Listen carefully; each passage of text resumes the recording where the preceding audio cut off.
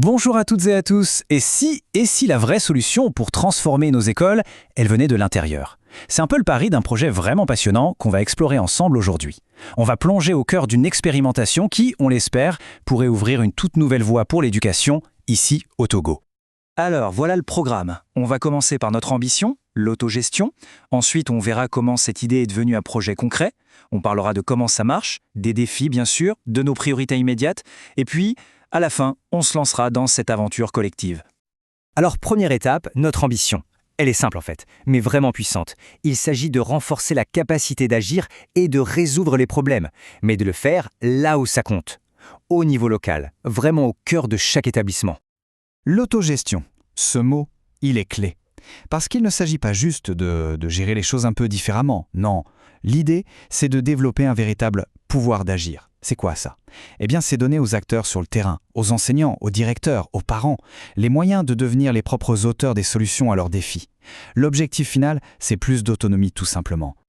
Maintenant, ce qui est intéressant, c'est de voir le chemin parcouru.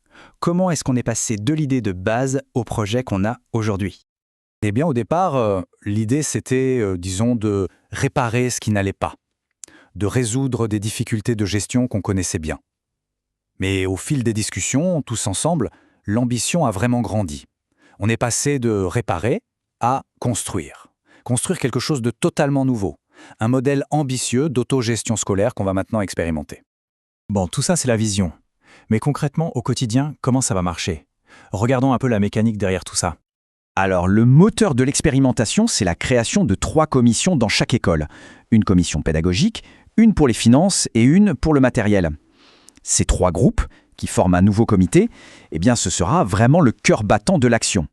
Et pourquoi cette structure? L'objectif, c'est de créer ce qu'on appelle un 3e canal de communication. On a le canal hiérarchique, on a le canal représentatif, et là on crée un nouvel espace. Un espace de dialogue et d'action beaucoup plus direct pour donner, encore une fois, ce fameux pouvoir d'agir aux personnes qui sont sur le terrain tous les jours. Bon, un projet comme celui-ci, c'est une véritable expédition. Et dans toute expédition, il faut se préparer à la mer agitée. Alors parlons-en, en toute transparence. Quel est le principal défi qu'on va devoir relever ensemble?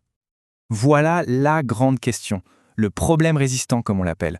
Comment faire pour que ces nouvelles commissions, qui se veulent autonomes, fonctionnent bien et gardent le cap, sans avoir en permanence la supervision de l'inspectrice? C'est la question au cœur de notre recherche-action. En fait, ce qui pourrait sembler un obstacle, c'est notre plus grande chance d'apprendre quelque chose de nouveau. Et pour y répondre, notre analyse nous a montré qu'il y a 3 conditions, 3 clés pour la réussite. D'abord, une présence plus forte de l'inspectrice, surtout au démarrage. Ensuite, un cadre de travail très clair pour les commissions. Et enfin, un soutien méthodologique très proche et une analyse qu'on fera ensemble avec l'équipe de supervision. Et tout ça, ça se résume par une phrase qui guide nos stratégies. Verrouiller la forme pour libérer le fond.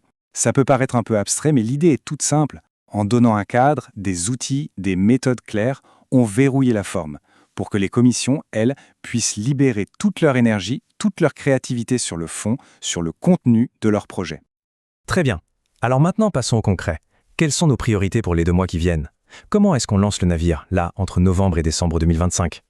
On a un plan d'action en 3 temps pour assurer un bon départ. Première étape, en novembre, on installe officiellement les comités ad hoc dans les 2 écoles, à l'EPP Amou-Oblo et à l'EPP Krienpété.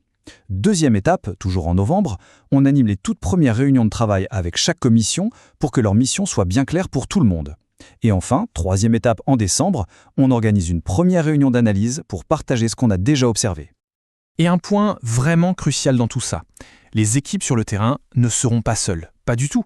Il y a une équipe de supervision, avec des experts d'ici et d'ailleurs. Mais attention, leur rôle n'est pas de diriger. Leur rôle, c'est d'être un partenaire solidaire, d'appuyer, d'aider à préparer et à conduire cette recherche. Tout ça, ça s'inscrit d'ailleurs dans un projet plus large de formation des inspecteurs par la recherche. On arrive à la fin de cette présentation, mais en réalité, c'est un commencement. On est vraiment au point de départ d'une aventure collective. On regarde ensemble vers l'horizon, vers notre objectif commun. Il faut bien comprendre une chose, ce n'est pas juste un projet de recherche classique, c'est une co-construction. La vraie question, ce n'est pas tant qu'est-ce qu'on va trouver, mais plutôt qu'est-ce qu'on va construire ensemble. Et juste un mot sur les données qu'on va collecter, par exemple en enregistrant les réunions, elles n'ont qu'un seul but, nous aider collectivement à comprendre comment ce processus d'autonomie prend vie et comment on peut le faire grandir. Voilà, merci beaucoup pour votre attention et votre engagement. L'aventure collective, eh bien, elle commence maintenant.